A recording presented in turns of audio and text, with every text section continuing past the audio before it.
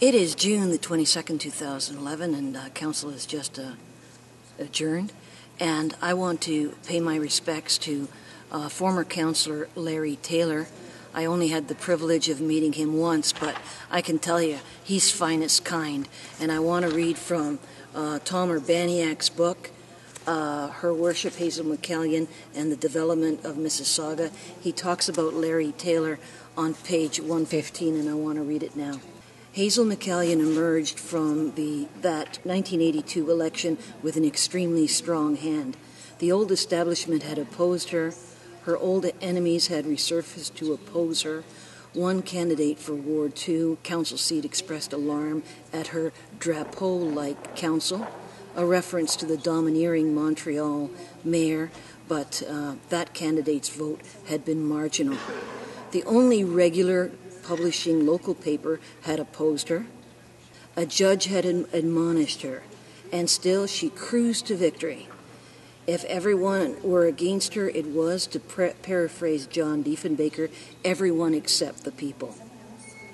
On city council, there was now but one problem child, Larry Taylor.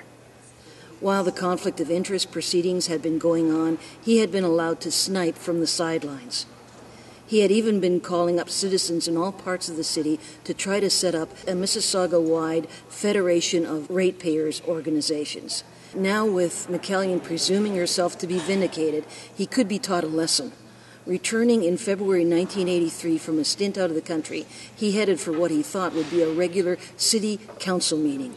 To his astonishment, the mayor and the other councillors had prepared a most unexpected greeting.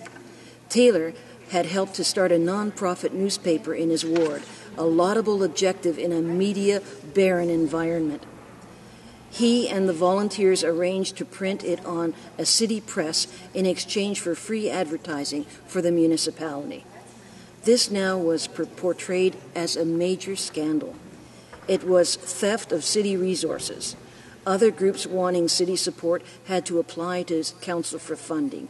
Senior city staff did not use the word theft, but they gravely confirmed that Taylor had been following a rather irregular procedure. The newspaper stopped printing. The Citywide Ratepayers Association concept was also fatally attacked. By trying to set one up, Taylor had supposedly been interfering inappropriately in the business of other wards. The embattled councillor would henceforth be contained. The Mississauga News, for its part, was not much of a threat to the mayor now. It sometimes would report some controversial comments. These were always offset by the numerous feel-good photographs of the mayor at one function or another. That's still happening today. When McCallion released only a partial list of her campaign donors in the 1982 campaign, despite promising full disclosure, it merited only a blip. When an inquest into a fatal fire revealed that the city to be short of bylaw staff, none of the discussion rebounded onto the mayor's penny pinching. When social service agencies complained that not enough was being done to build healthy and cohesive neighborhoods, they were but voices in the wilderness. And it goes on and on. So Larry Taylor has been a problem child counselor to Hazel McCallion. And then there's one more that I want to read now. And it's on page 134, 135. Right there. In 1984, when the mayor's own property was rezoned to allow for single-family homes, the same property that had been at the center of the conflict of interest case, no one appeared at the statutory meeting in order to complain. That property was still surrounded by open fields. This time, McCallion declared her conflict of interest. I mean, we're talking about something that's happening in the 80s here. As a sign that visible opposition seemed to be draining away, McCallion finally even calculated that she could move on Larry Taylor. Waiting until just a few days before the 1988 election, she sent a letter at city expense and on mayoral letterhead to Taylor's constituents, accusing the councillor of telling a lie. And if you see, a lie is there in quotes. So it clearly was McCallion using that term. A lie when he blamed council for being politically motivated in rejecting his request for a stop sign. The furious and now imperiled councillor charged that this last-minute missive was calculated to prevent him from responding.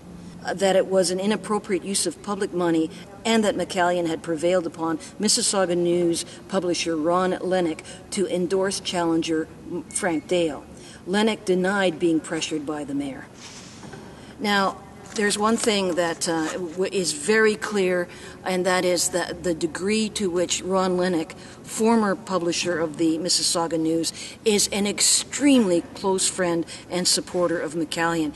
It would be, for example, if I were mayor or any kind of politician, and I would want someone to be a publisher of the only newspaper in my city, I'd pick someone like Lennox. And the story of Ron Lennox can be seen in the photographs of the mayor's galas going all the way back to the 1987, the first mayor's gala, all the way downward. And when you see Ron Lennox in there, or if you see video of the stars on the credit, 2008 video highlights. I'd like to welcome you this evening to Stars on the Credit. Ron Lennox performances on documentaries. Hazel, she always was around the action. She was the action. She was the center of the action. So media found her to be, like, as you say, media darling. How could you not be mayor for 3 decades when you've got Ron Lennox in your pocket as the only local newspaper, and on the other side you've got Jake Deere? That's the only television station. The Mayor's Hour is the longest running show on Rogers TV, and I think probably the longest running show that any mayor has ever had. It is so pathetic, this place. Mississauga is just a huge company town. Don't crash the ambulance, whatever you do.